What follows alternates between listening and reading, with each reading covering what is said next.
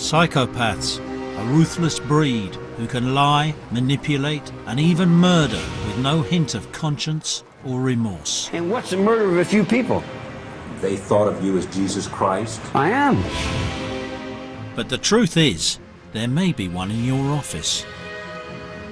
There's probably one on your street. They're all around us, often in positions of power. I've no conscience, I can do whatever I like. If it hurts other people, I don't care. And they're notoriously hard to identify. Tonight, with the help of leading experts, we'll attempt to unravel the mystery of this fascinating minority in our midst. We'll meet real psychopathic killers. Y'all from England too? Yeah. It's a good country, I like that one. We'll reveal a star of the England football team who is prepared to come out as high on the psychopathic spectrum. And we'll teach you how to spot a psychopath, the same way the FBI trains its agents, by using the movies. This is a psychopath. This hits the mark. We'll be counting down the top 10 screen psychos, as selected by leading psychiatrists and an FBI profiler. We'll show you everything you ever wanted to know about psychopaths, and perhaps a few things you didn't. So, no hiding behind the sofa. Let the movie countdown begin.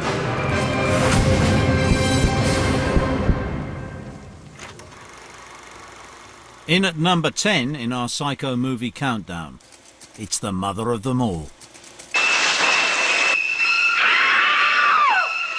More than 50 years ago, Alfred Hitchcock's Psycho slashed its way into movie history with this shocking scene. It's an editing masterclass in which twisted motel operator Norman Bates butchers his guests. Taking a shower would never be the same again.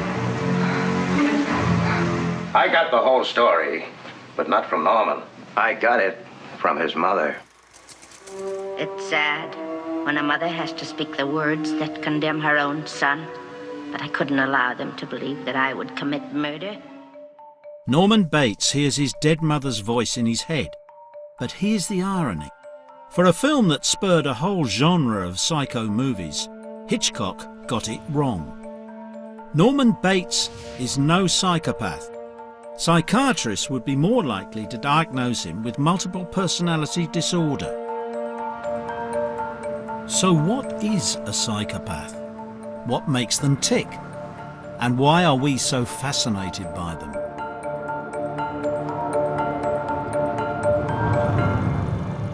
At number 9 in our countdown, a masterclass in how to handle a psychopath. Could be a real help in unsolved cases. Most of them have been happy to talk to. Jodie Foster brilliantly portrays FBI trainee Clarice Starling, who's excited and nervous about being given her first assignment. And who's the subject? The psychiatrist Hannibal Lecter. Hannibal the cannibal. Silence of the Lambs has been chosen by a real-life Clarice Starling, FBI profiler Dr. Mary Ellen O'Toole. Dr. O'Toole, a lecturer at the FBI Training Academy, shows agents how to spot a psychopath using Hollywood movies. Dr. O'Toole thinks that the battle of wits between Starling and Lecter is psychologically spot on. We asked her to talk us through their first encounter. You have to go in understanding what their traits and characteristics are. Good morning. Dr. Lecter, my name is Clarice Starling. May I speak with you? You're one of Jack Crawford's, aren't you? I am, yes. May I see your credentials? Certainly. Part of the definition of a psychopath is that they are an interspecies predator. When you take them into the interview room with you, you now happen to become their prey. So they are constantly watching you, watching to see if you're nervous, kind of uncomfortable, and they're reading you better than you are reading them. His powers of observation are very quick. She flashes the FBI badge, and he notices immediately. That expires in 1 week. You're not real FBI, are you? I'm still in training at the academy. Jack Crawford sent a trainee to me. Yes, I'm a student. I'm here to learn from you. Maybe you can decide for yourself whether or not I'm qualified enough to do that. He's very condescending, so narcissistic, so grandiose. They want to take charge of the interview. They want to feel like they're in control of the interview. Sit, please. You're something to be toyed with, which is what he does to Clarice, and she handles it beautifully. Perhaps you'd care to lend us your view on this questionnaire. Oh, no. You were doing fine. You had been courteous and receptive to courtesy. You had established trust with the embarrassing truth about After a promising start, Clarice makes a schoolgirl error. your questionnaire. It won't do. I'm only asking you to... The film gets this twist in their encounter exactly right. What I suggest to people is to not get into an argument with a psychopath. You see a lot, Doctor. But are you strong enough to point that high-powered perception at yourself? What about it? Why don't you look at yourself and write down what you see? Maybe you're afraid to. You don't point your finger at them because they're individuals who see themselves as smarter than you, better than you. How dare you compare yourself to them? It's all about him.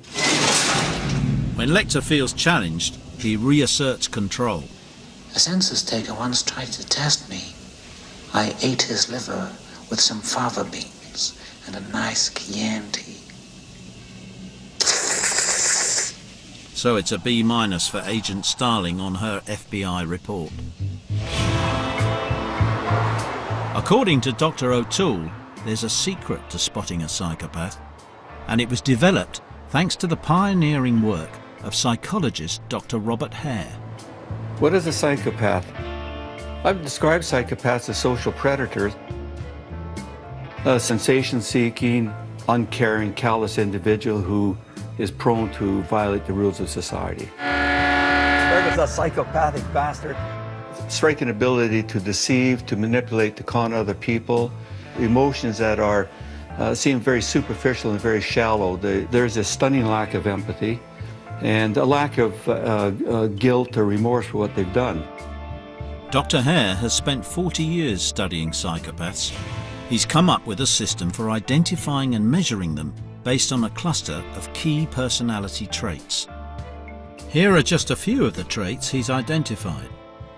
Dr. Hare's checklist is used by law enforcement agencies around the world. I've worked hundreds of serial murder cases. I kept reading more and more about psychopathy in terms of the traits, in terms of what those traits mean, in terms of the work of Dr. Hare. And for me, that was just a remarkable finding to see that, lo and behold, in my opinion, psychopaths committed their violent crimes differently than non-psychopaths. And to me, it was a wonderful finding. If you look for it and you know what to look for, you can tell.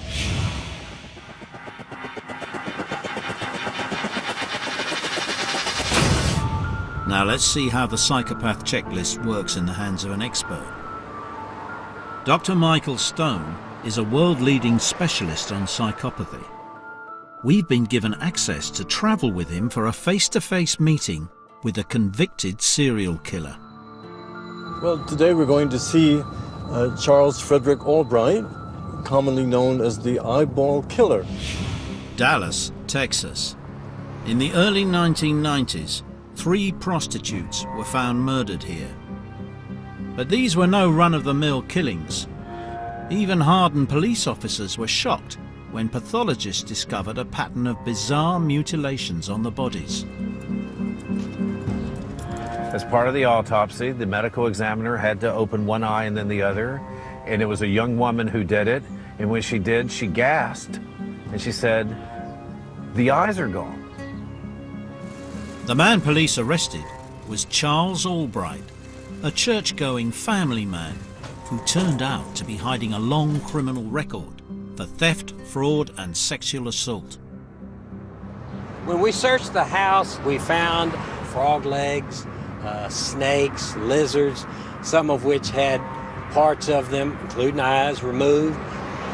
Everyone involved, and myself included, felt like, well, there definitely has to be some human eyeballs. And so we searched extensively, but to no avail, didn't find anything. So far as I know, no one has ever not only killed several prostitutes, but in addition, enucleated their eyeballs, which means taken out the eyeballs surgically with instruments.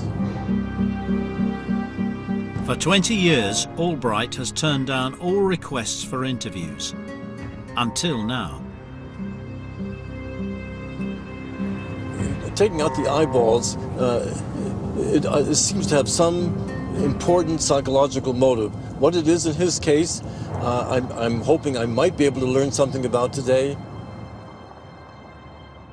But with just 1 hour in a visitor's room, Dr. Stone is going to have his work cut out.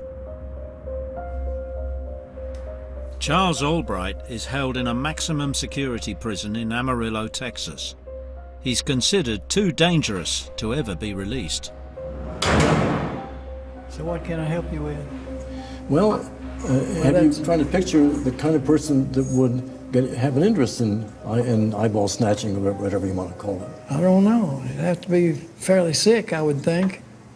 Well, but since I had airtight alibis for all these crimes and couldn't possibly have done them, you know, I'm not concerned with that. Among the people that I get to see in these situations, you're one of the brighter ones.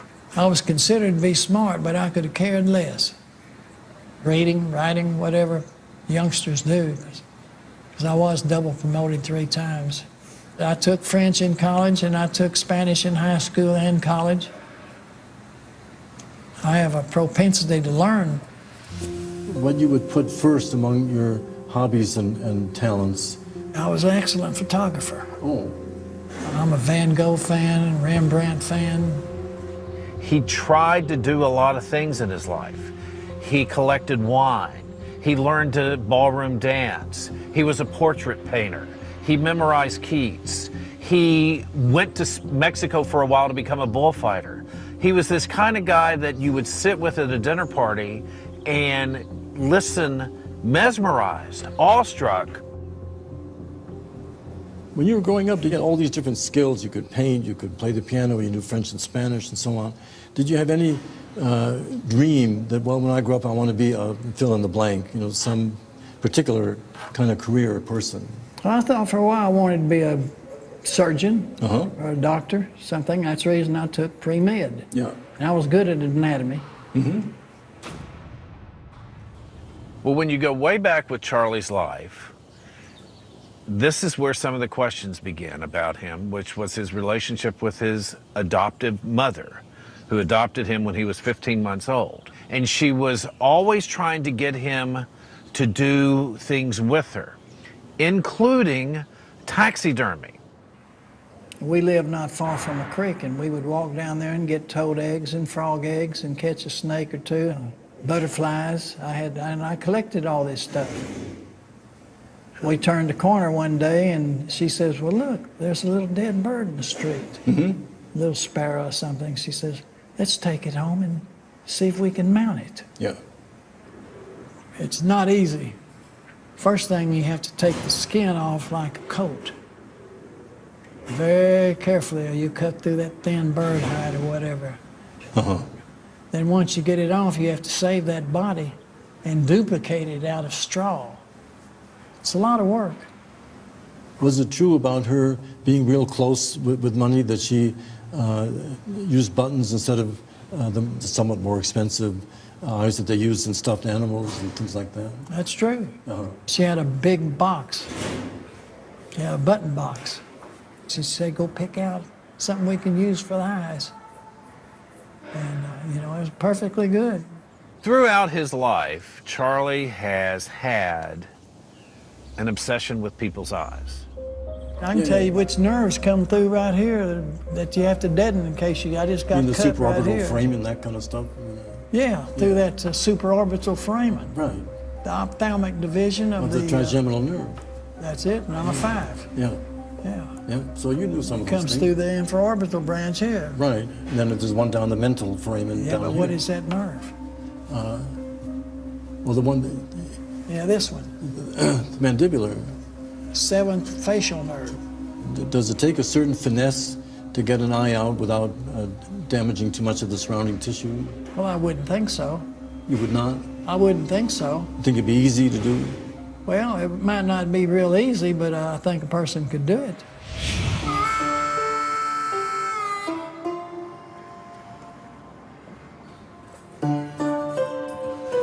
Y'all have a safe trip back. Okay. Okay, here we go. In my experience, some of them view their victims as their possessions. They own them. They own the knowledge of those murders. And so to tell you about it means they're giving you something. They're giving you something that they own, especially if they've removed a body part or they've been particularly sexually deviant. Those are things that they do for their own personal reasons, and to give that up is not something that's going to happen lightly or quickly, if at all. What struck me, I think, altogether about Albright is if you look at the characteristics that are used to diagnose psychopathy, that he has very, very many of them. I'm sure he would score high on the psychopathy checklist because he has the superficial charm and the glibness, he has the grandiosity, he has pathological lying to the max, I think. He had a swift and clever answer for every question that we posed to him. He was a classic psychopath. Trying to get the truth from Albright was like trying to catch a greased eel with an oiled glove.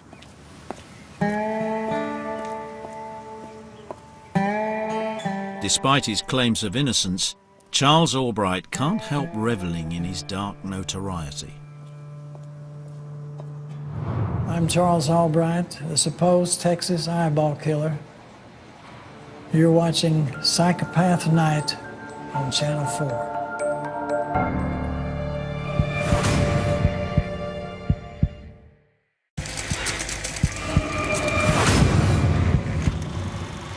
Number 8 in our countdown of top 10 movie psychopaths. 30 years after it was released, this sci-fi classic still looks futuristic. Now, you may not think of this film as a psychopath movie, but it features one of the most striking portrayals of pure psychopathy in cinema history. Describe in single words only the good things that come into your mind. This About character your mother? shows a capacity Your mother? for extreme violence without remorse. Let me tell you about my mother.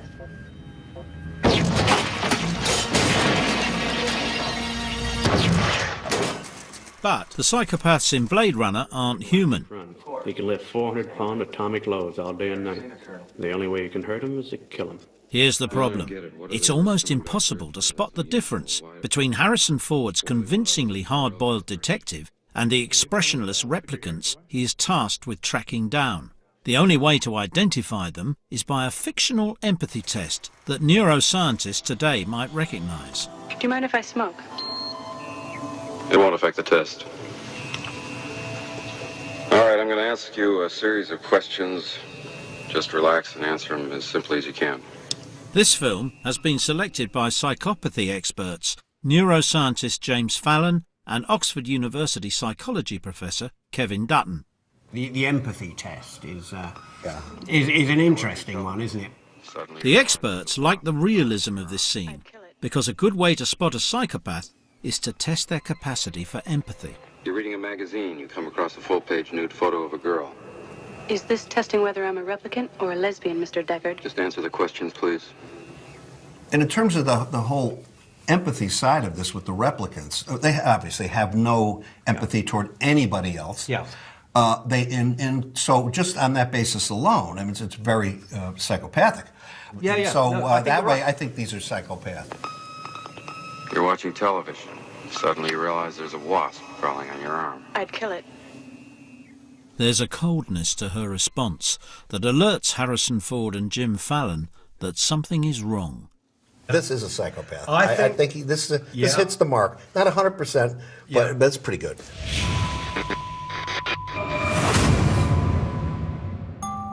Most scientists believe that this lack of empathy is the fundamental cornerstone of psychopathy. But what does a lack of empathy feel like?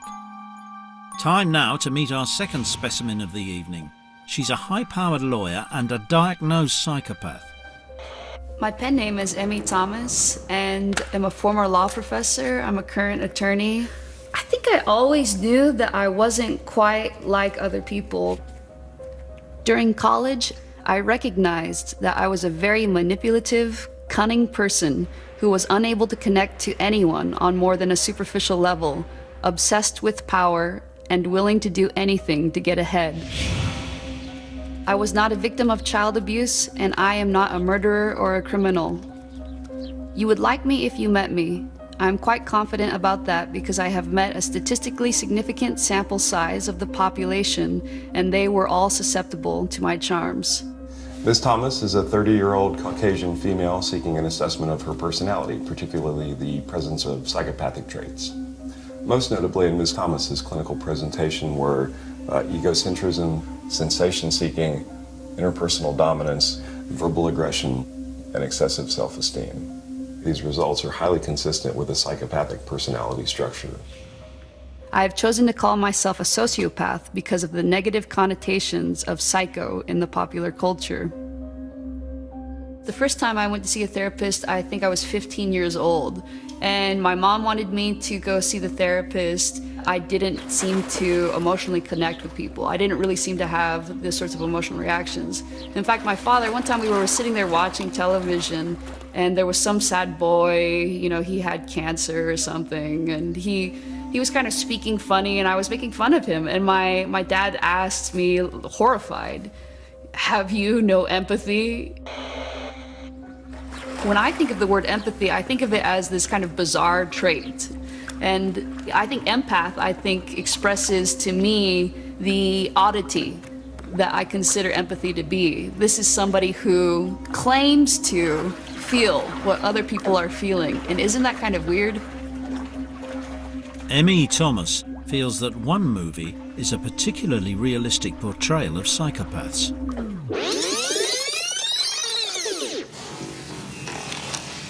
You've got a little boy. He shows you his butterfly collection, plus the killing jar. I take him to the doctor. Sometimes it feels like I am in the movie Blade Runner, and any slip-up or indication that I am different will draw suspicion. I do feel a little bit like a misunderstood minority.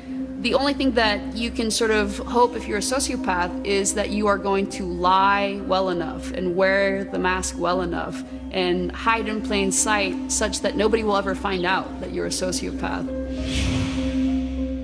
I've always known that my heart is a little blacker and colder than most people's. Will I end up being shipped off to a sociopath's only gulag? Perhaps if I'm lucky. Many visitors to my blog have called for much worse, including our total extermination. I'm hoping that once you get to know one sociopath, you'll show even this cold heart some compassion when the cattle cars come to ship me off somewhere.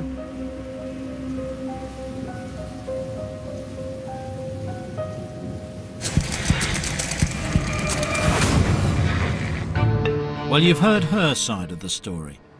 And according to Professor Robert Hare, she's not alone. Well, we have a cruise ship coming out right now, probably about 2,000 people on board. And if we go by statistics, maybe as many as 20 or 25 really psychopathic people on board, plus or minus a few, and an awful lot more who have many psychopathic features but are okay. So, if they're not all running around killing people, what do all these psychopaths do for a living? Take a look at this table. Scientists have come up with a list of the most psychopathic professions. Surgeons, salespeople, media executives, and lawyers are all up there. But before we unveil the number 1 slot, could you spot the psychopath in your office? Top 5 things to look for in your office if you think that somebody might be, you might have one on your hands, a psycho. The first thing is obviously the lack of remorse. The second thing is that nothing is ever their fault. So they always blame everybody else. The third thing is, which may or may not be present, is a capacity for charm which gets switched on and off. And the key thing is the switching it on and off. So you always have a sense that this person isn't quite right. The fourth thing is probably that this person is going to be ultimately completely self-focused. In the end, when you look in the cold light of day, when you look at them, you realize that they never do anything that doesn't benefit themselves. And finally, they are game players. So you're looking for somebody who's playing tricks, who's lying. That's a clear sign of, that you've got one on your hands. In a dog-eat-dog world, it's often the psychopath who comes out the winner. And there's no prizes for guessing which profession tops the psychopath league table.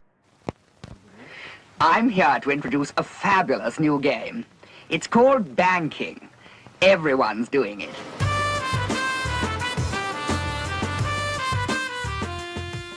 Welcome to the shady world of the boardroom psychopath. There was a study recently where they found a 5 times greater rate of psychopathy than there was in the general population. And this is not surprising if we think about it in terms of, why are there pedophiles in schools? Because that's where the kids are. Why are there psychopaths in finance? Because that's where they can make money and get power. If you think of the harm that a serial killer, a sort of Hannibal Lecter, Ted Bundy, Fred West kind of killer does, is obviously ends somebody else's life. There's, in a sense, nothing worse than that. But corporate psychopaths end other people's lives through destroying their careers. What's more, they crash whole companies. What's more, when the truth is told about the credit crunch, the truth is that that was a mass outbreak of corporate psychopathy, which resulted in something that very nearly crashed the whole world economy. The fall of Lehman Brothers in 2008 triggered the worst economic crisis in living memory. It collapsed under the weight of bad investments, masterminded by its leader, Dick Fuld, also known as the Gorilla. We're not saying he was a psychopath, and he's never been convicted of any crime, but Fuld was legendary for ruling through intimidation, and often acted as though he was fighting a war on Wall Street, as shown in this rousing performance. If we get this right today, Papa will squeeze some of those shorts. Squeeze them hard. Not that I want to hurt him. Don't get that, please, because that's just not who I am. I am soft, I'm lovable. But what I really want to do is I want to reach in, rip out their heart, and eat it before they die. I see psychopaths as parasitic predators. Some people have argued that corporate psychopaths are a smarter version of your criminal psychopath, and there might be some merit in that. Perhaps they have a better education. They were raised in a better community so that the role models were more business-oriented rather than criminal-oriented. But for these corporate predators, the world of high finance offers much more than money and power. There's also the thrill of the chase. Psychopaths have to find ways to express this need for risk, this need for danger. Most of banking is done through gambling with other people's money. Now that is perfect as an activity for a psychopath. And he can take risks. If you can take risks in a way that makes you lots of money, then you're onto a winner.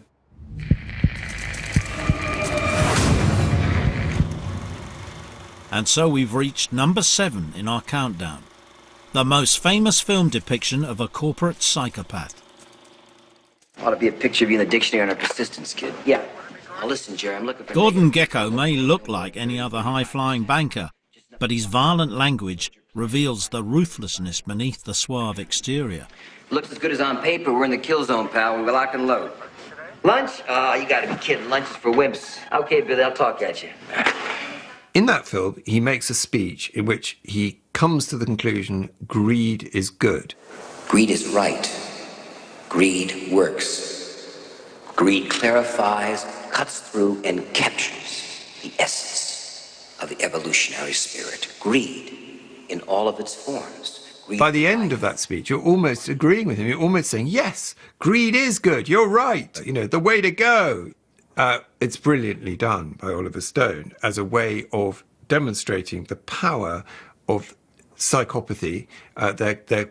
When a psychopathic leader, when he decides to really fire up his workforce, he gives you this feeling that psychopaths have and that we perhaps all secretly envy. There's this idea of total liberation, that I have no conscience, I can do whatever I like. If it hurts other people, I don't care.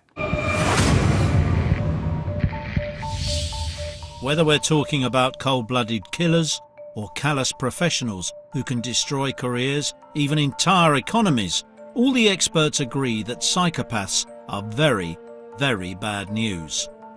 At least most of them do. Oxford University's Professor Kevin Dutton believes we need psychopaths.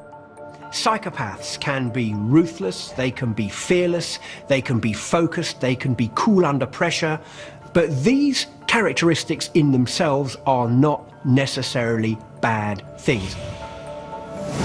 Coming up, we reveal the England footballer who's high on the psychopathic spectrum. And we'll meet the next screen psychopath in our countdown. He's a British national treasure.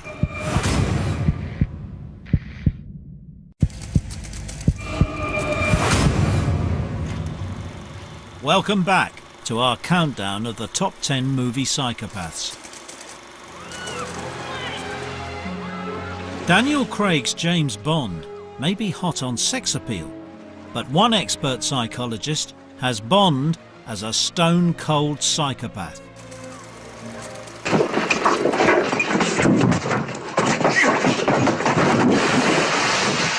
Based not only on his capacity to kill,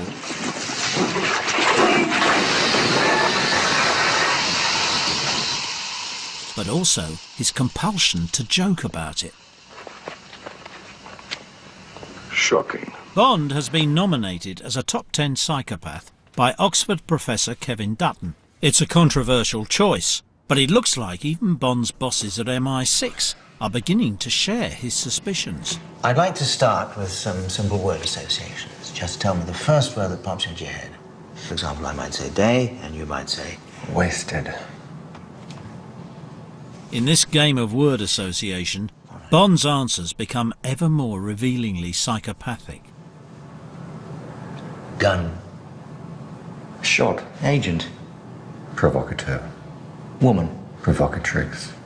Heart. Target. Bird. Sky. M. Bitch. Sunlight.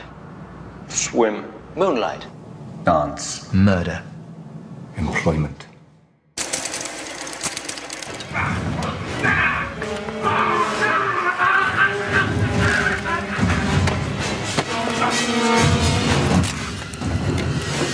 Of course, 007 has many incarnations, and in this brutal scene, Daniel Craig's Bond showcases a taste for extreme violence without the slightest hint of remorse.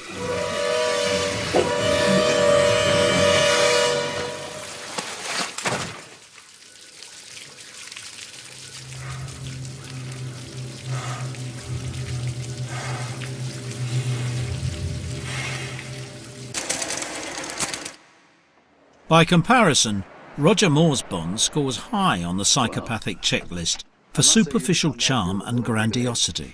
I am over here. Well, of course you are. And this is Miss Penelope Smallbone, my new assistant. Miss Smallbone? And in this clip, they are turned up to the max as he lines up the new office girl for special As treatment. I used to be? I didn't say that. Oh, you're such a flatterer, James. No, Moneypenny, you know there never has been, and there never will be anybody but you. So you've told me. Welcome to Universal Exports. Who are you? But it's Sean Connery My name is Bond.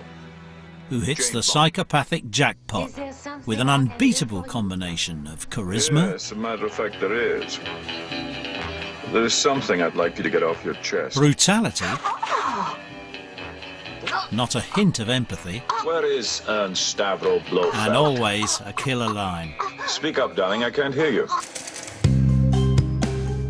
The idea that a great British hero like Bond is a psychopath may seem shocking. But not to Professor Dutton, because he has a controversial point of view about psychopaths. He thinks we need them. Psychopaths can be ruthless, they can be fearless, they can be focused, they can be cool under pressure, but these characteristics in themselves are not necessarily bad things. 50 people have volunteered to help test Professor Dutton's theory that when you're in a crisis and your back is against the wall, it can help to have someone on your side who is high on the psychopathic scale. Okay, folks, listen up. Whenever we hear the word psychopath, instantly we think of serial killers and rapists, people who are bad. But imagine if I were to paint you a different picture.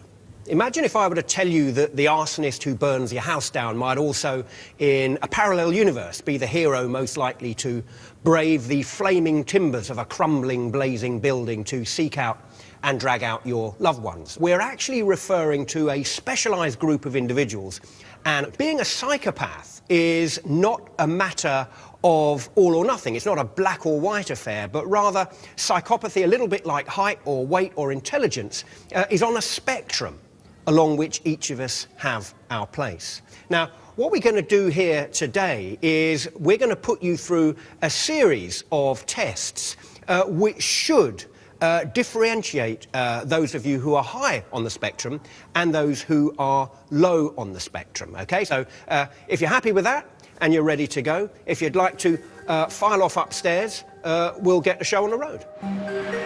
Professor Dutton starts with a simple questionnaire.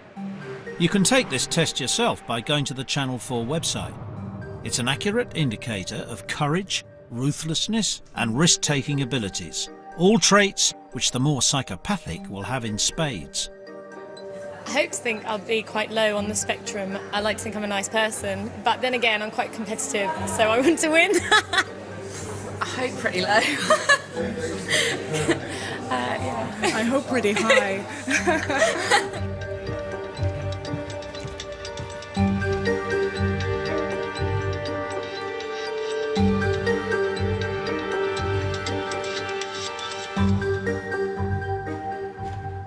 The only one you agreed with was cheating on your partner is okay so long as you don't get caught. Yeah, because I did it before. It doesn't matter if I have to step on other people to get what I want. You've said agree to that as well. Yeah, well, if I want something, I'm not going to let obstacles get in my way. What do you like with physical pain? Can you work through physical pain and tiredness to get the job done? Absolutely rubbish, not at all. Rubbish at physical pain? Not even all a right. little bit. Can you remember the last time you cried? Yes. Okay. Yeah, Mum and Dog died. Imagine that you are in a room with a newborn baby, okay, and that baby is lying in a cot, fast asleep. And you have to believe me when I tell you this is true, okay? So this is just for a thought experiment. You have to believe me when I tell you that that newborn baby, when he grows up, will grow into Adolf Hitler, okay?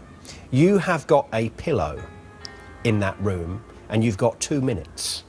When you walk out of that room, is that baby still alive or is he dead? He's dead.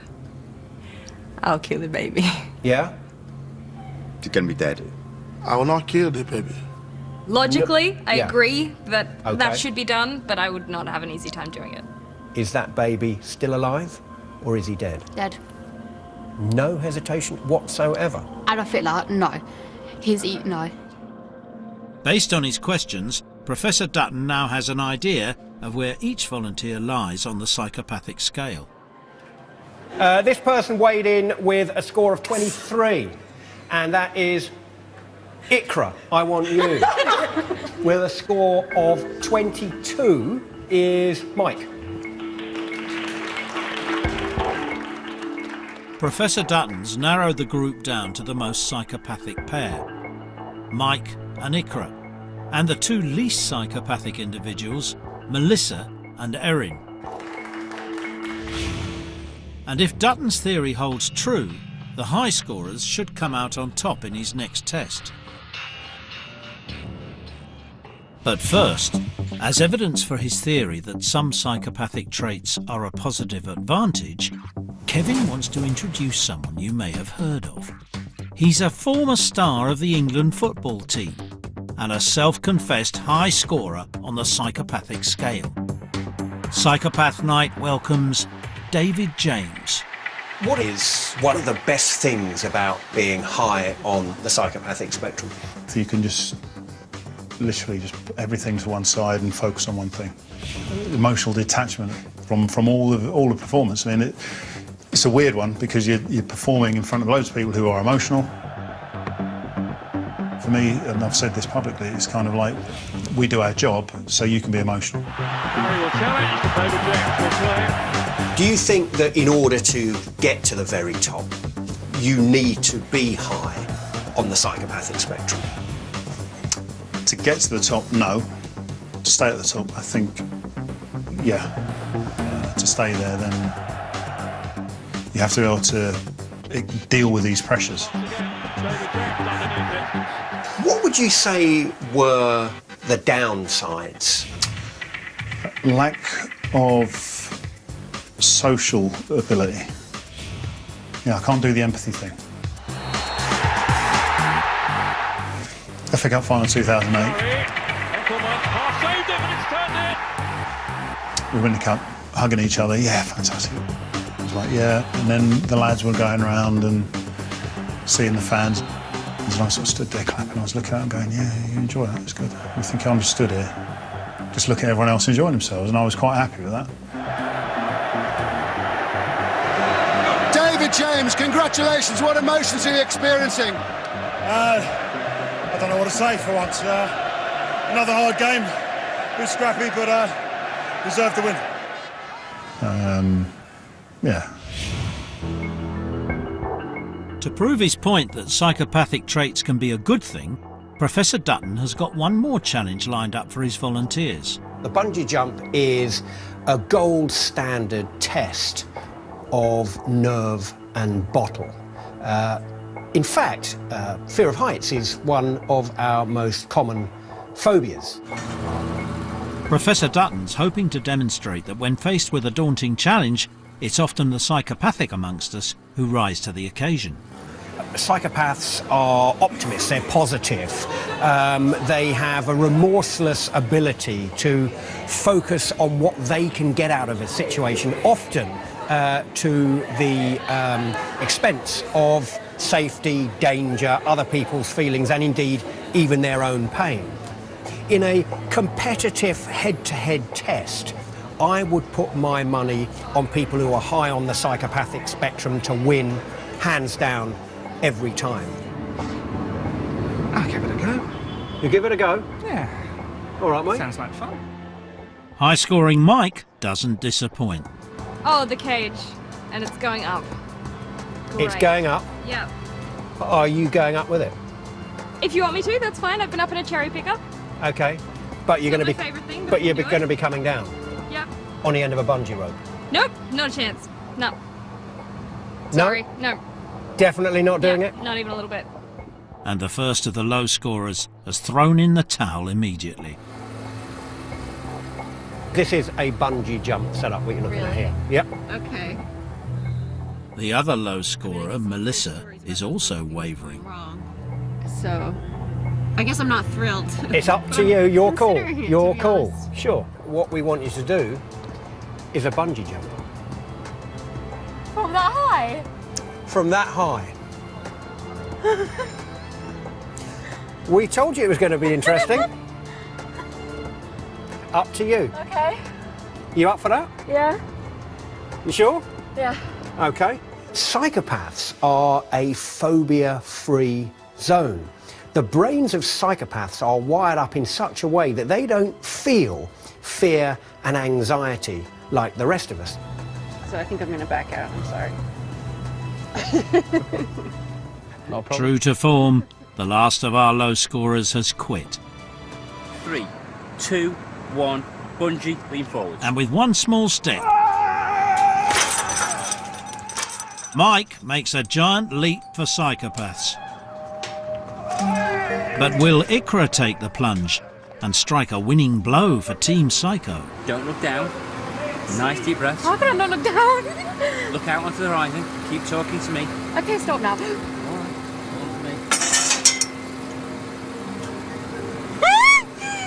Alright, it's okay. Till you say so, till you're ready, okay?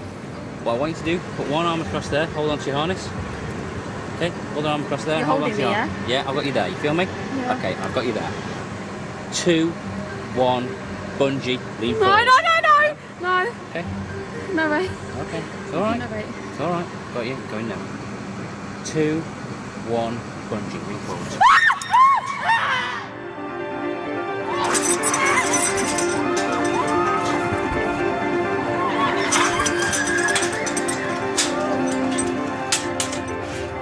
Ikra, fantastic. Oh, that was amazing. Did you enjoy it? Yeah. But with the blood rushing to my head, I was like, my head's gonna pop. Would you do it again? Yeah. If I was in a crisis, if my back was against the wall and the chips were down, I would have Ikra and I would have Mike on my side.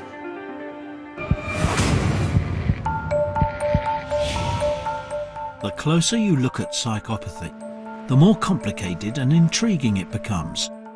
It's a puzzling condition that can encompass both the eyeball killer and a man you can count on in a crisis. But why are some psychos locked away for murder while others are high-flying professionals? Find out as our countdown of top 10 movie psychos continues. It's time to probe behind the mask of the psychopath.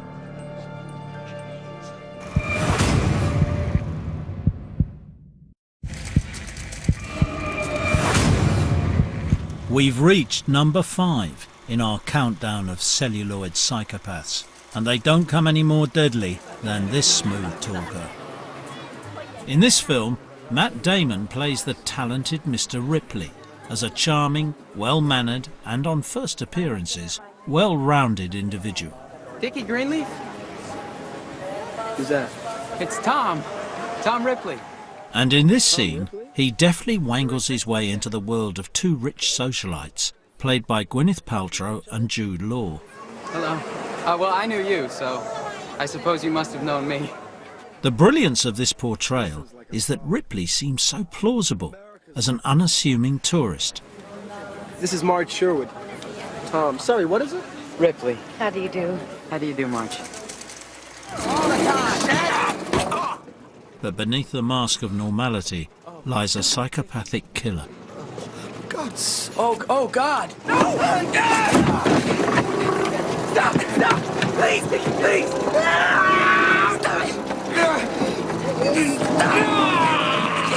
Dickie, let me kill you! The eruption of violence in this scene is shocking. It's an ugly murder played out with visceral realism. But what is so unsettling about Ripley is how he effortlessly wins the trust of those around him. And worst of all, he gets away with it.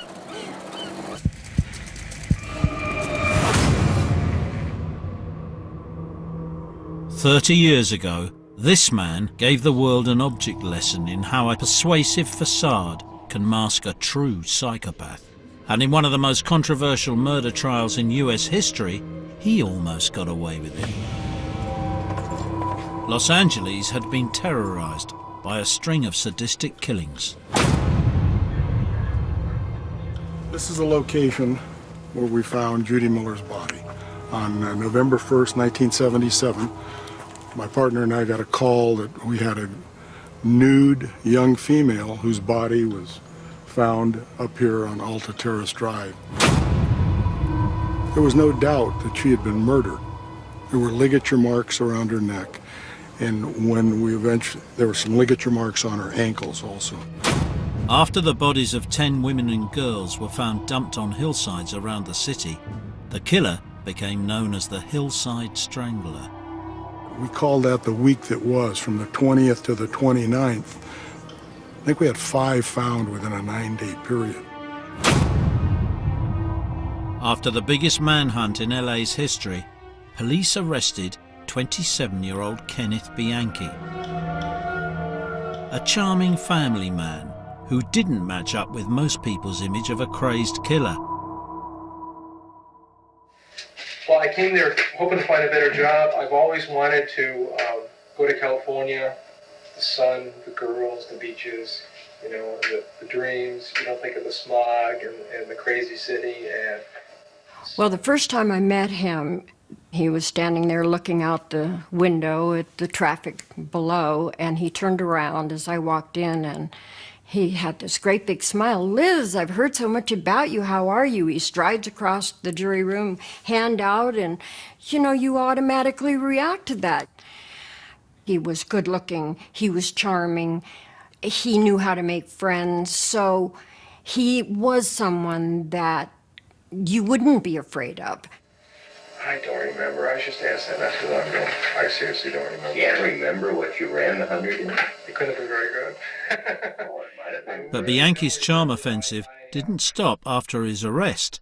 It just shifted gear. This remarkable footage of Bianchi in custody gives us a rare insight into the psychological game playing that is second nature to some psychopaths. Between the publicity and the damage it's done to my family and to myself, and to a point of where my lawyer and I just couldn't see eye to eye because I knew what I had done and I hadn't killed any girls. Despite overwhelming evidence linking him to the murders, the smooth-talking Bianchi protested his innocence. Close your eyes, Ken. But when psychiatrists decided to use hypnosis to unlock his memory, the case took a bizarre twist. There are 5 grades of hypnosis. He was probably 4 and a half, you know, so it was no problem. He'd close his eye, he'd go into a trance. You know, you didn't have to do any fancy inductions with him. Yeah. Under hypnosis, a separate, much darker personality emerged. He called himself Steve. Hi. Hi. Are you Ken? Do I look like Ken? I mean, you know, you're talking about the classic good versus evil concept, Dr. Jekyll and Mr. Hyde. Pardon me. It isn't Ken, is it? No, it's not. It's Steve. Oh, okay, Steve. This is Steve. You look at him and you are scared because you know he's got evil, and if he wants to come over and choke your neck, he'll do so. So you sit back and, well, how do I talk with him, and where's the door? I don't like you. I don't like you at all. Why don't you like me? He came out and he was a mean son of a bitch that was going to kill anybody that got in his way, and don't you stand there and argue with him. He'll just wipe you off the face of the earth, you know, and no morals, no conscience. I think you're so fucking smart. That's about how it felt, you know. Ken Bianchi's other personality, Steve, claimed responsibility for 5 of the killings. Okay, I'll do you a favor, so that you don't get lost along the way. Okay, all right. It's real easy. What you understand is, this one I killed. Dr. Allison diagnosed him with the same mental illness as Norman Bates in Hitchcock's Psycho. Mr. Bianchi suffers from what is currently classified as a hysterical neurosis, dissociative type multiple personality. He is a dual personality and has been so since the age of 9. Therefore, at the present time, I would not consider Ken Bianchi competent to stand trial for the crimes charged. This Caston is the brother you killed, you say? Am I going too fast? Yeah, you're going so damn fast. I'm not that smart. Dr. Allison's advice was crucial. His diagnosis of multiple personality disorder meant that Bianchi was legally insane and unfit to stand trial for murder. The police thought he was faking it to avoid the death penalty. Then, just for a moment, Bianchi's mask slipped. Does he have a last name? He did have a last name. What was it? I can't remember. Well, what's Steve? Walker. Walker. Oh. Bianchi had made a fatal error. Detectives discovered his imaginary personality, Steve Walker, was in fact a real person. Bianchi had earlier used papers stolen from a Stephen Walker to forge fake credentials as a psychologist. We knew we had it. We knew we had broken how Bianchi had come up with the name Stephen Walker. Far from being insane, Bianchi was a pure psychopath and a master of manipulation. Well, to catch a psychopathic criminal has a lot of challenges. You'll never change the fact that they're excellent con men and they're excellent liars, even under a lot of stress. So you bring them in and they just look at you and say, well, I would never have done that. I love my wife, I love my child, and they're very believable. They're going to attempt to con you, and in some cases they're going to con you very successfully. Did we get beneath that facade? No. This was a guy that was all for himself. The lack of empathy, the lack of remorse. He's I think, a classic psychopath. Mr. Bianchi had faked memory loss, he had faked hypnosis, and he had faked multiple personalities.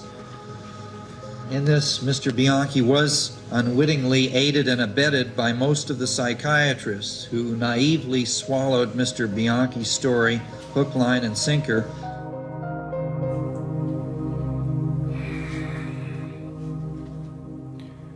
Well, it was about as big a learning experience as one could have. But again, because we were left with so many questions about how did he do all this. I mean, in reading this, I could say, hey, I was naive as hell.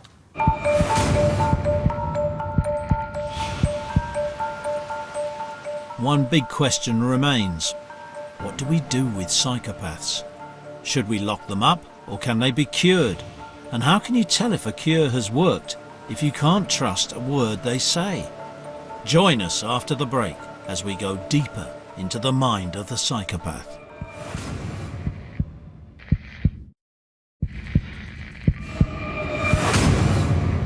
At number 4 in our countdown of top 10 movie psychopaths is a film that became notorious for portraying violence with an almost operatic relish. Alex is the leader of a gang of teenage delinquents. He's a psychopath who is addicted to acts of random violence, even against his friends, even when he is pretending to help them. Far from showing remorse, violence fills him with undisguised glee. He's one of the most convincing psychopaths ever depicted on film.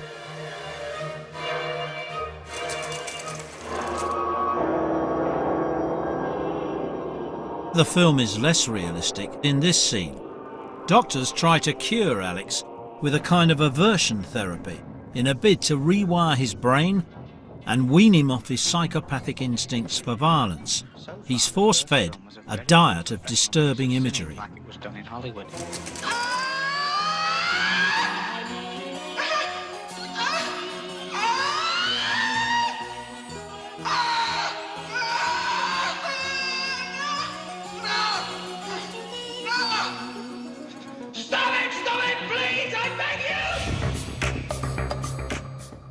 But how much do scientists in the real world know about the psychopathic brain? We're about to try a Clockwork Orange test on our very own psychopath. Our guinea pig is Andy McNabb, a former member of the Elite Special Forces Unit, the SAS. Andy's being assessed by psychologist Professor Kevin Dutton. He's devised a series of tests to measure how high a subject rates on what he calls the spectrum of psychopathy. Okay, so Andy, I tested you a couple of years ago. You came up pretty high on the psychopathic spectrum. Would you say that those kind of traits, those kind of personality characteristics make it easier to kill someone? Yeah. First person I killed I was 19, and that was very close. That was like about 15 metres. Right. And it was a guy only 6 months older than me at the time. I was 19. He just turned sort of 20. He was a provisional IRA terrorist. He got killed. I shot about a couple of others. It really does become a drill. So when you're firing, it's part of the drill. So, and I think that you know, it's not as if you've got notches on the belt. Oh yeah, I've killed a lad. But actually, it's not as if I really think about it. Now, it's not quite Clockwork Orange, but we decided to mount our own brain experiment. It's called the startle reflex test. Professor Dutton starts by fitting Andy with a special cap that records the electrical activity in his brain. As a control, we're also testing the brain of assistant Natalie, who, by her own admission, wouldn't hurt a fly. We then attach an electrode to the muscle beneath their eyes, which controls the blink reflex. By measuring this reflex, we'll be able to tell how anxious Natalie and Andy are. Thanks, Kevin. Professor Dutton plays them soothing sounds and pictures.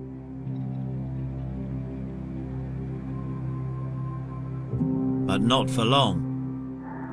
Suddenly they're replaced by violent noises and disturbing images. Psychopaths don't seem to suffer anxiety in the same way as the rest of us do. So Dutton expects very different results from his two guinea pigs. Well, when we look at Andy McNabb's results, what we see here is his responses for the neutral, nice images were pretty much identical to his responses for the nasty, gory images. And what that shows is that these nasty, gory images made no difference to Andy. It was exactly the same as if he was looking at a nice mountain scene or a nice flower bed, or whether he was looking at a dismembered body or the charred victim of a disaster scene. Absolutely no difference at all to him. Well, the contrast with Natalie couldn't be more of a contrast. Natalie's actually shooting right up to the 140 microvolts mark, which is a huge shift. So Clockwork Orange got it wrong. Images of extreme violence don't bother psychopaths one bit. Now you might be wondering, what's the difference between non-violent psychopaths and the ones that are deadly? Professor Jim Fallon thinks he has the answers. The way I think of it, psychopathy is a three-legged stool. And so the idea is the three legs, one leg is the genetics. That is these so-called high-risk genes. They're no bad or evil genes, but there are genes that are associated with certain behaviors and traits, like aggression. And there are genes that are associated with that. It won't make you a criminal by itself. But that pattern sets up, it loads that gun, if you will, for psychopathy without pulling the trigger. The second leg of the stool would be the brain pattern. That is the brain activation pattern. Psychopaths had this sort of loss of activity in the area of the brain, the frontal lobe, right over the eyes. It's called the orbital cortex. It's right over the orbits. And also the amygdala. The amygdala, which controls rage, other emotions, feeding, aggression, predatory behavior. It's at the front part of the temporal lobe. And the areas affecting empathy were also looked wrong. Doesn't make you a criminal, but all psychopaths have it. Now the third thing that kind of wraps it, those two things are more have to do with nature. The third thing that can change everything is early abuse, abandonment by a parent, and also physical, emotional, sexual abuse early on. The worst stressors occur at birth and for the first couple of years after. And so those three effects, the brain pattern of activity, the genes, and early trauma, that's a psychopathic pattern. According to Professor Fallon, violent psychopaths are the ones with all three elements, a lethal concoction of nature and disastrous nurture. You needn't take it any further, sir. You've proved to me that all this ultra-violence and killing is wrong, wrong and terribly wrong. I've learned my lesson, sir. I see now what I've never seen before. I'm cured, praise God. We are concerned only with cutting down crime. And with relieving the ghastly congestion in our prisons. In Clockwork Orange, the authorities boast that their therapy has transformed Alex from a killer into a model citizen. But this flies in the face of what most scientists believe is possible. Joy before the angels of God. The point is that it works.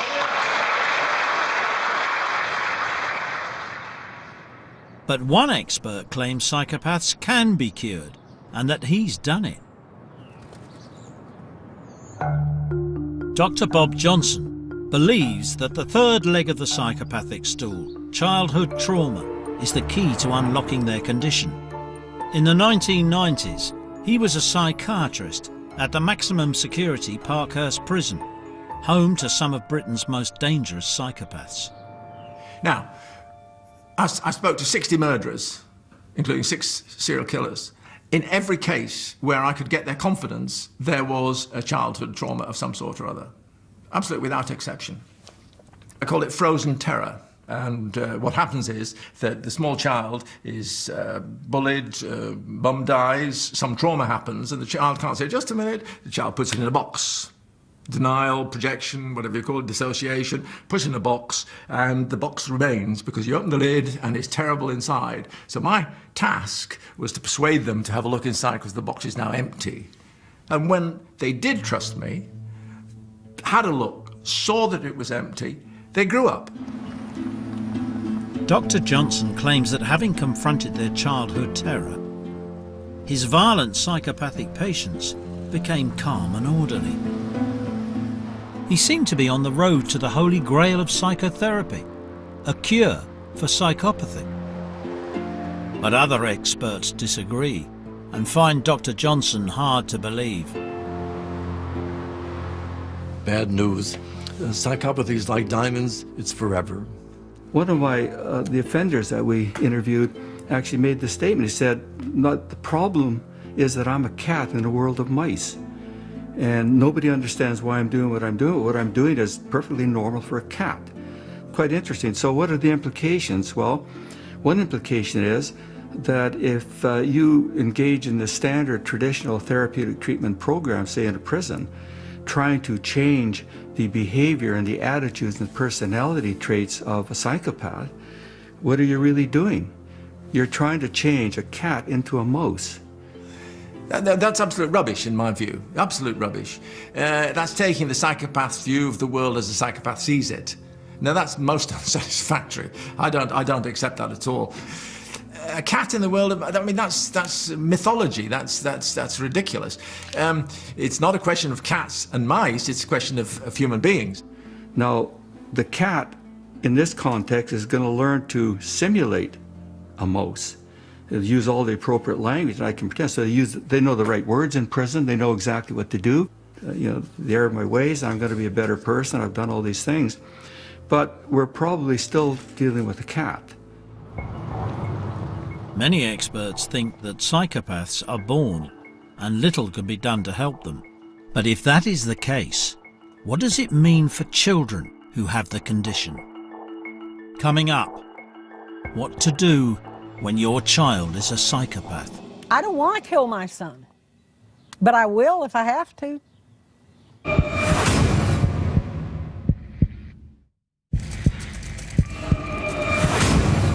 Welcome back to our countdown of the top 10 movie psychopaths. At number 3 is a movie that deals with a parent's worst nightmare. Can you say ball? Ball? Ball? Oh, no? Okay. I'm gonna throw it to you. You're gonna roll it back to me. Okay? Okay. Roll it back to Mommy. This film has been picked by our experts as the most accurate portrayal of child psychopathy. It tells the traumatic story of how a loving mother tries to cope as her son grows from being a callous child into a teenager who goes on a killing spree at his high school. We've got psychopathy definitely there. There's absolutely no rapport, no empathy with the mother at all. But the way he's looking at that's it. throws it off. Because you know, an autistic kid is not doesn't have going any eye to contact with it. have that kind of eye That's right. contact. Yeah, So yeah. that's a Absolutely right. tell right there. Some start really early. Yeah. And Apprentice then- Apprentice. Yeah. This is an apprentice psychopath. Yeah. I would say at this point you would really start suspecting it if you were a parent. I wanted to thank you for calling the ambulance. Later in the film, Kevin is now 14 and his parents are trying to work out the role he played in a terrible accident that has rocked the family. I was concerned that you might be feeling responsible. But chillingly, Kevin seems not to care. Because you were supposed to be looking after her. We just don't want you to blame yourself. I mean, the implication is he's obviously responsible for the loss of his sister's eye. Yeah, and he blows it off. I mean, that's right, yeah. No, I don't. I mean, I never said I did. She's gonna need a glass eye, Kevin. So we would appreciate you looking out for her and any name calling.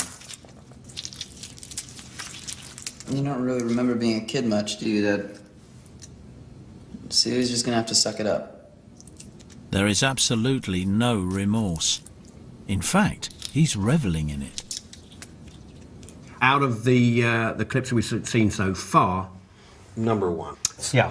This is sort of what some people call a primary psychopath. It's really genetically strongly driven, and it's an essential part of their core. But can you really call a child a psychopath? Those who try to treat the condition don't like to label children as psychopaths, so they use the term callous unemotional. And children can start displaying these callous unemotional traits from a very young age. Often kids with callous and emotional traits will have social skills, so they won't seem odd, and they will know how to interact well with other people. And a lot of times, some of the kids with callous and emotional traits, they would come in with just these horrendous backgrounds of doing things to other people, which is why they were referred to us. But throughout most of the day, the people working with them would say, oh, this is just a great kid. He's so sweet. He's so nice. He's so polite. You know, and I can't believe, I don't think the teachers are right. I think they're making this up. This kid can't be this way. And then sometimes we wouldn't see anything until the end of the day when we'd do some computer games where they could win prizes. And if they didn't win a prize, then they'd get very belligerent and threatening and try and get people to give them the top prize, even if they didn't earn it. These children are often bullies, so at a school setting they may use coercive tactics to get money out of other children. They may be violent towards other children.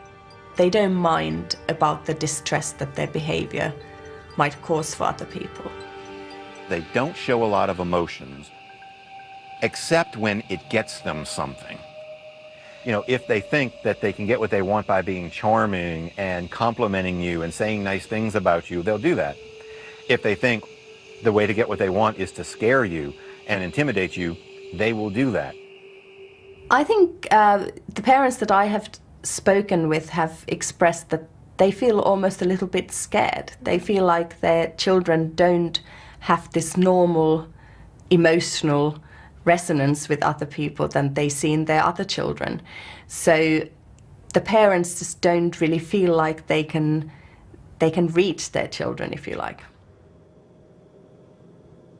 What is so memorable in We Need to Talk About Kevin is the heartbreaking performance by Tilda Swinton, who doesn't want to give up on her psychopathic child even after his murderous killing spree.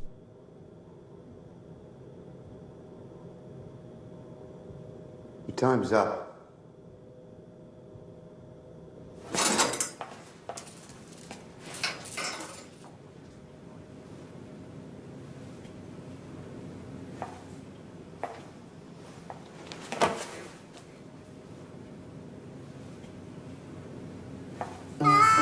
But in real life, not all mothers feel this way. On her farmstead in deepest Arkansas, Joyce Alexander feels she is a woman under siege. Okay, this is an antique 38, and it's a Colt Detective Special. This gun is a Taurus 38.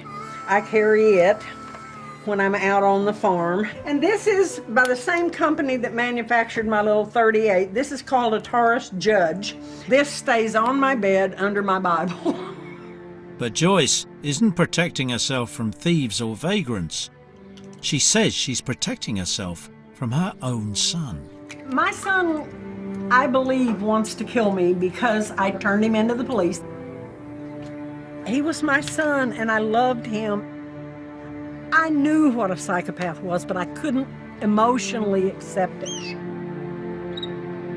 And this is Patrick when he was, about 10, I guess. And he was a wonderful, wonderful kid. He was very charming. He knew how to ingrate himself with anybody. When he was 5, he had a romance that lasted over a year with a little girl that was 6 that lived behind us. And they walked around hand in hand in love and decided when they were going to get married and where they were going to live. And it was so cute. I mean, all the neighborhood mothers just thought it was darling. And they were just inseparable for a year. And then she threw him over for his brother Clay for about 2 weeks and then tried to go back to him. And Patrick wouldn't have anything to do with her. I mean, he was done with her. Patrick is now serving a life sentence for the murder of his friend Jessica Witt. He shot Jessica twice in the head from behind after she discovered he was stealing money from her grandfather. Patrick was 20 at the time and has been in prison ever since. Even though I'm a mental health professional, I was in denial that my son, even though I knew intellectually he met all the criteria for psychopath, I still couldn't let go of that hope that I had that maybe somehow he could get out of prison and live a good life. But on one routine visit to her son's prison in Texas, Joyce's eyes were opened. A few years ago, I went to see him, and he was trying to convince me to do something that was illegal. It was against the rules, smuggle in something for him. And I refused. And he had been pleading, kind of like, "Oh, Mom, what would Jesus do?" And I kept saying, "No, no, no." And finally, just instant change. It was like looking into Satan's eyes. You know that famous picture of Charlie Manson where it looks like Satan? That's what his face looked like. And he looked at me like that and he said, "You wouldn't like me very much if you knew the truth about my crime." It was worse than the cops even knew. "You wouldn't like me if you knew the truth about my crime." And it was like I'd been hit in the face with a bucket of cold water. That was when I realized that he was a monster. He was proud of what he did. That's the wonderful young man, that's the wonderful young man that I loved. But he's dead. Joyce has never spoken to her son Patrick since that meeting. She now lives in fear of his revenge. I have no doubt that if he gets out, he will, even if he's got a leg monitor on, he'll cut it off and come to Arkansas, and there will be a shootout at the OK Corral. And either he dies or I die. And I'm determined it's not going to be me. I don't want to kill my son, but I will if I have to.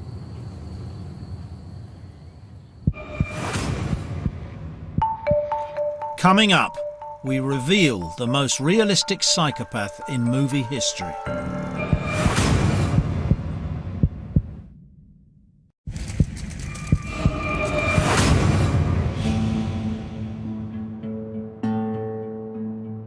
Tonight, we've gazed upon the different faces of the psychopath, from cold-blooded killers to high-achieving professionals. We've discovered that although they come in different shapes and sizes, they share the same basic characteristics. They're ruthless manipulators who will often do whatever it takes to get what they want.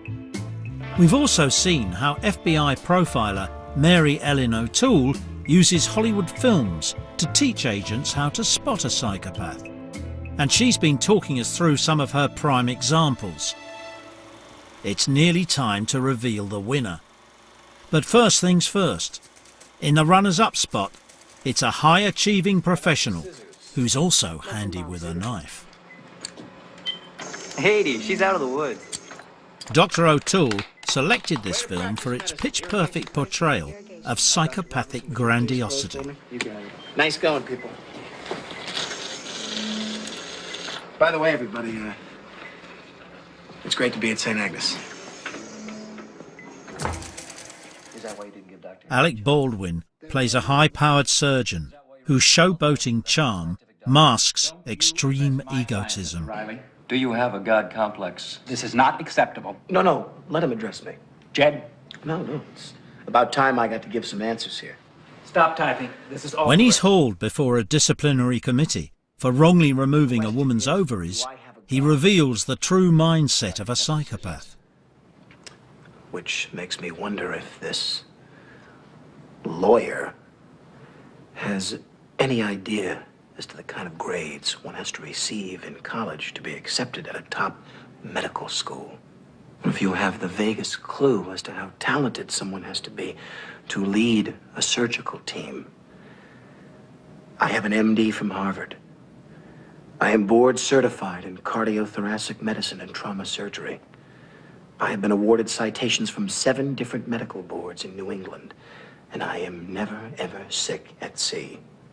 In this clip in the movie Malice, it's stunning. You can really feel the hair on the back of your neck stand out as Alec Baldwin, who plays his doctor, comments on his credentials, and they are impeccable. When someone goes into that chapel and they fall on their knees and they pray to God that their wife doesn't miscarry, or that their daughter doesn't bleed to death, or that their mother doesn't suffer acute neural trauma from post-operative shock, who do you think they're praying to? And it is a stunning portrayal for me of the egotism and narcissism that you would expect to find in someone who's psychopathic. Now, you go ahead and read your Bible, Dennis, and you go to your church, and with any luck you might win the annual raffle. But if you're looking for God, he was in operating room number 2 on November 17th, and he doesn't like to be second-guessed. I've had psychopaths actually say they are God. They act very grandiose, very grandiose. The world is all about them. They are smarter than anybody else. They are more powerful. They are omnipotent, especially when you talk to someone who is a murderer. They have the power of life and death in their hands. So when they talk about being omnipotent, godlike, they look at it and say, because I take life and I give life. You ask me if I have a God complex? Let me tell you something. I am God.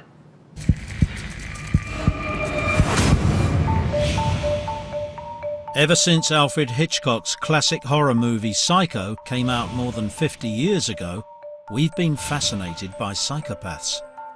Tonight, we've been counting down the top 10 movie psychopaths as chosen by our experts.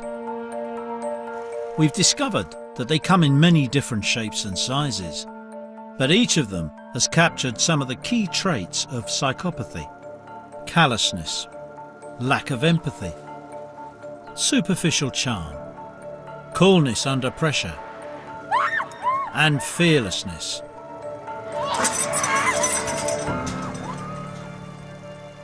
But according to our experts, there's one fictional psycho who combines all these traits and more.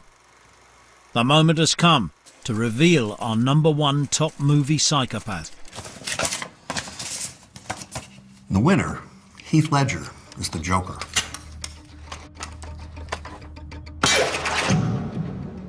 Ledger's virtuoso portrayal of Batman's arch-enemy in The Dark Knight not only won applause from viewers and movie critics, it also drew the praise of our experts for capturing the complete psychopathic personality in one glorious package. This dramatic bank heist certainly impressed our FBI profiler. The psychopathic features of the Joker, played by Heath Ledger, to me are amazing.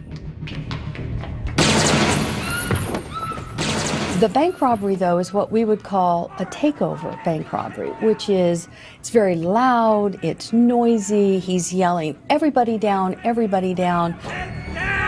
Let's go, pal! I'm making a withdrawal here. You don't have to do that to rob a bank. To rob a bank, you can go in and quietly, you hand the teller a note, the teller gives you the money and you leave. A psychopath is not going to rob a bank quietly because they're sensation seekers, they're thrill seekers, they want the takeover. And then as you're watching that bank robbery scene, you're seeing the school bus and the other bank robbers are putting the money in the back of the bus, and he turns around almost without any blinking. What happened to the rest of the guys? And just shoots him. Again, very typical of a psychopath. Don't think for 1 second I bonded with you. If you thought you were my friend, you are sorely mistaken. He played that out brilliantly. Criminals in his town used to believe in things. Then he walks over to the bank manager, and consistent with a good psychopath, their fear level is very, very low. They're fearless. Engages him in a casual conversation. What do you believe in, huh? What do you believe in? I believe whatever doesn't kill you simply makes you stranger. So you see the fearlessness, you see the callousness, you see the lack of empathy, you see the sensation seeking, all in the very first scene. But he brings out those traits in a way that you can't miss him. After that supremely psychopathic scene, Ledger goes from strength to strength, ticking off the psychopathic traits with unerring accuracy. Do you want to know why I use a knife? Guns are too quick. You can't savor all the little emotions. Well, there goes the callousness and the lack of empathy. That's a real sadist talking there. Good evening. And how about that for grandiosity and a need to be centre stage? We are tonight's entertainment. Hannibal Lecter, eat your heart out. I only have one question. Where is Harvey Dent? If you know psychopathy, you don't miss the traits in this movie whatsoever. I don't want to kill you. What would I do without you? Finally, in this scene, the Joker cuts to the very heart of what it means to be a psychopath. Complete me. You're garbage. You kills for money. Don't talk like one of them. You're not. Strip away the crazy makeup, and what Heath Ledger gives us is a pure psychopath who presents himself as the ultimate survivor, free from what he sees as society's hypocritical values. They'll cast you out. Like a leper. See, their morals, their code.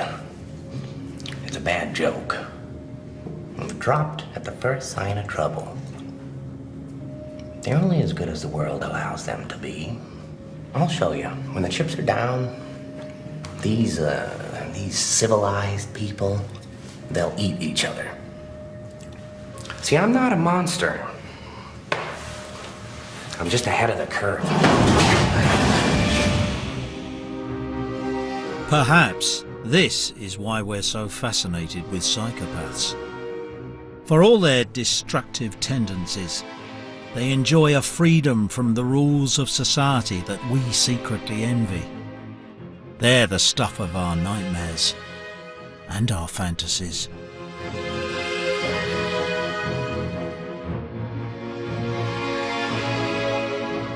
Retired from work but not from life, can some over-the-hillers make off with a masterpiece? Darren Brown, The Great Art Robbery, available now on 4OD. Giving us the creeps on Film for this Monday. You'll never think of the Tooth Fairy in the same way again. Don't Be Afraid of the Dark is at 9. Up next tonight, Harrison Ford stars in thriller Clear and Present Danger.